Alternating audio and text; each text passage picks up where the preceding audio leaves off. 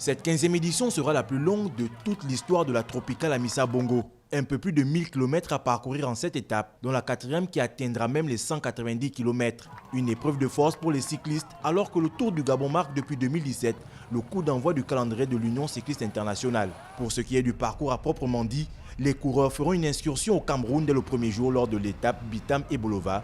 La deuxième étape longue de 110 km ira de Bitam à Oyem. Le tronçon Minzik-Djolé, long de 180 km, représente la 3e étape. Pour ce qui est de la 4e étape, elle ira de Lambaréné à Mouila pour une distance de 190 km. Lors de la 5e journée, les cyclistes parcourront 145 km qui lient Lambaréné à Kango. La 6e étape, elle sera une boucle de 130 km dans la ville de Port-Gentil.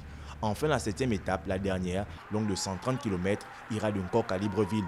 L'épreuve gabonaise a la particularité de mixer les équipes professionnelles européennes et les meilleures sélections nationales africaines. Elle a notamment permis l'émergence de coureurs comme les Érythréens Daniel Teklemenot et Nathanaël Beran et a aussi offert à des coureurs comme Pierre Roland, Nasser Bouani ou encore Adrien Petit de remporter la première victoire de leur carrière, quand d'autres comme Thomas Vaucleur, Luis Leon Sanchez ou Samuel Dumoulin venaient au Gabon pour décrocher leur premier succès de la saison, voire le seul, comme André Greppel en 2019.